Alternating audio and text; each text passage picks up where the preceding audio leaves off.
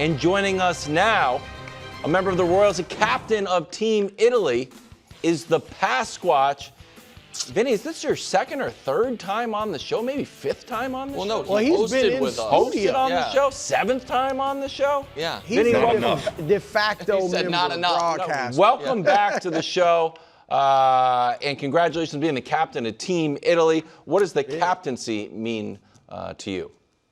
It means trying to be some sort of rock for the lineup, basically, and let the other guys do their thing. So we've got a lot of young guys on this team. I'm excited to watch them. We've been getting to know everybody the past few days, and we've got some characters on this team that I'm excited for people to see.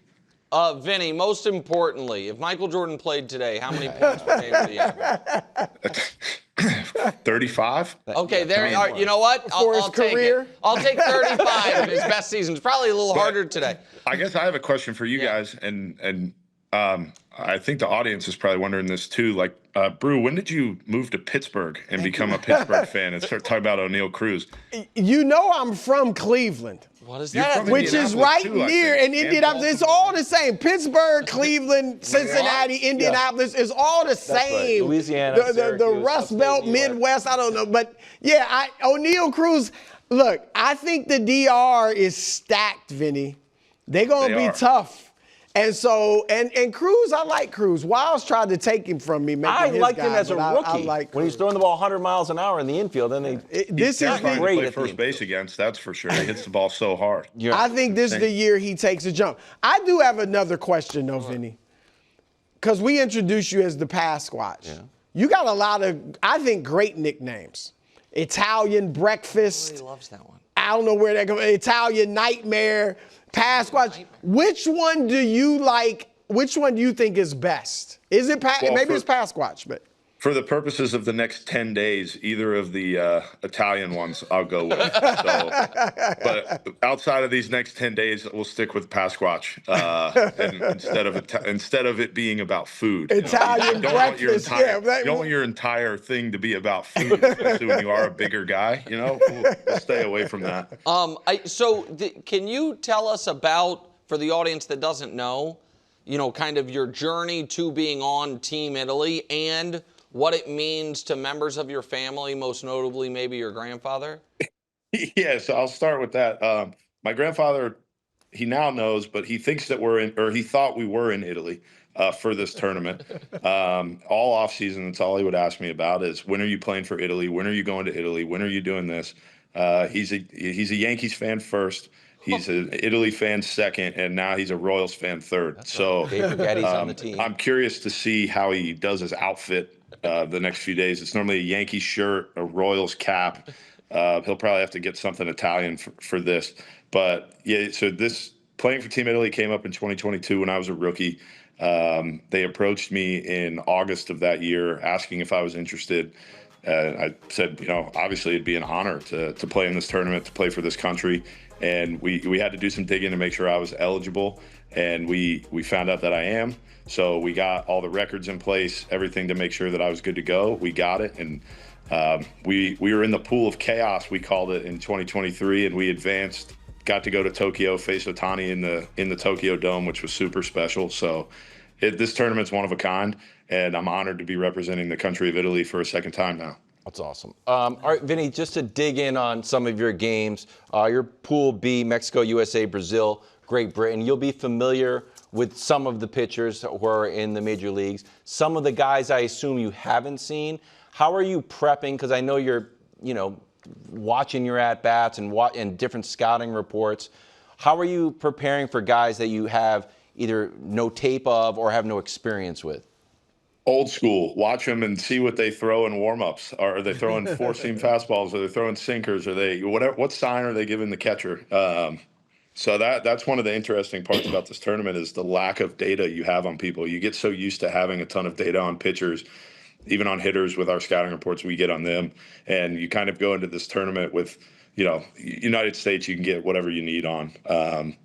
Mexico, pretty much the same, but then with Great Britain as well. But then, especially a team like Brazil, it's a little bit tougher to get data on, which makes them, it kind of makes them sneaky tough there, is because you're trying to figure them out in a 9-inning sample.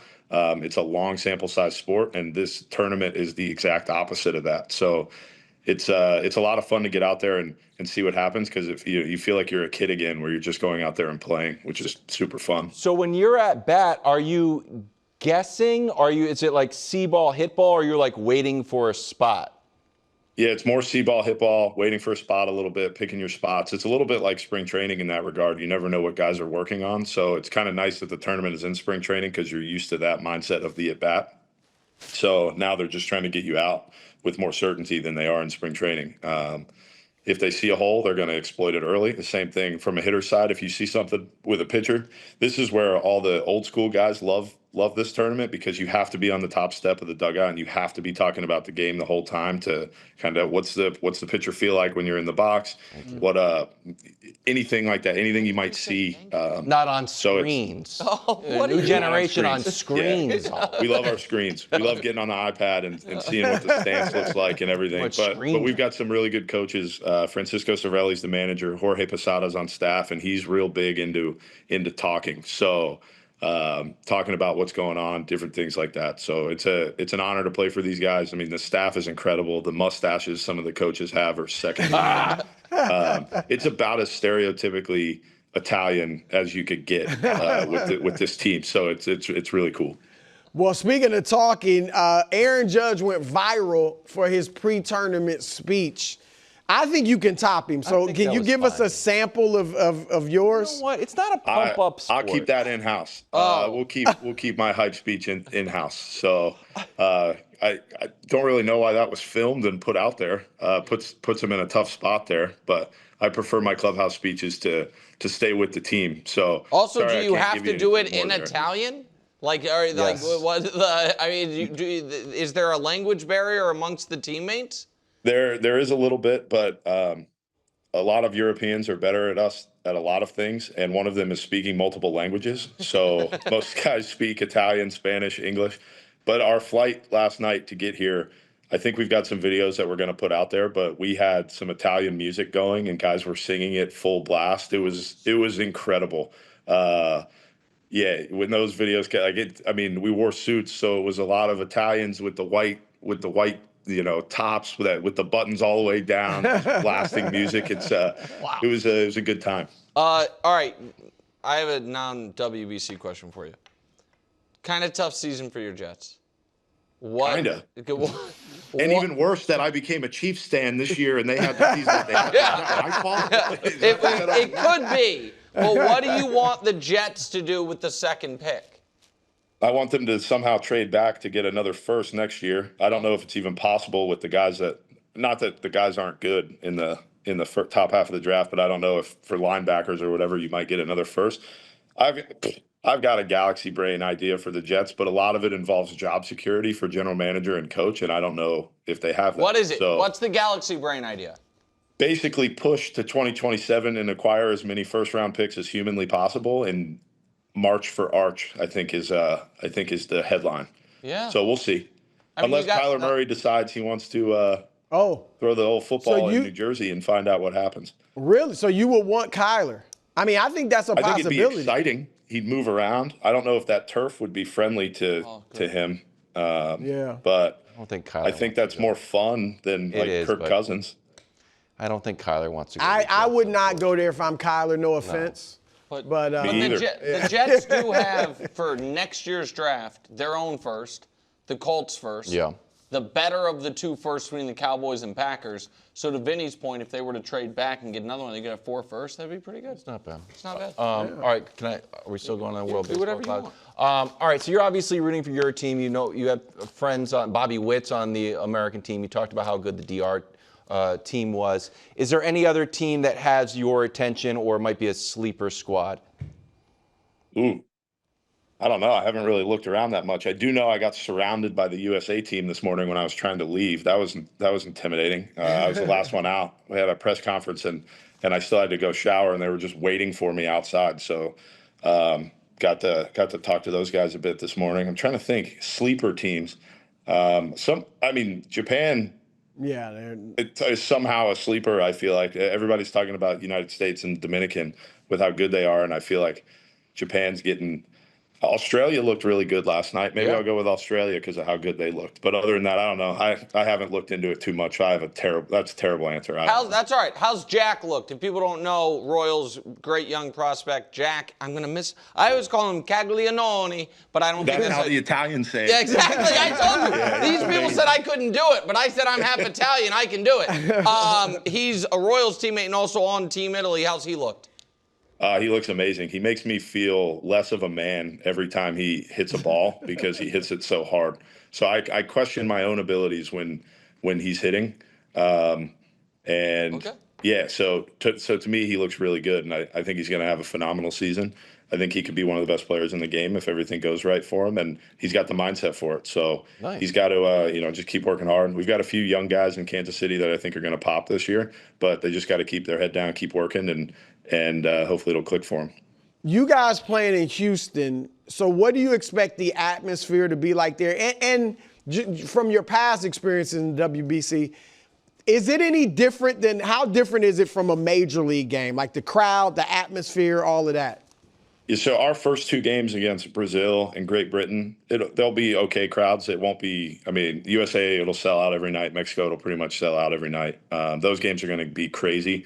Those first two games for us specifically, it won't be crazy crowds, but it will feel like a major league. It'll feel like a playoff game. That's what these games feel like because every pitch matters so much. The focus is there. The coolest part about the tournament is you score a run and the whole team kind of leaves the dugout in excitement, which I think is fun. So it's more like a college atmosphere in that way. But these games are intense. Every pitch means everything. And teams are short on pitching for this tournament just because the teams that pay you are a little bit tighter with how you get used in this tournament.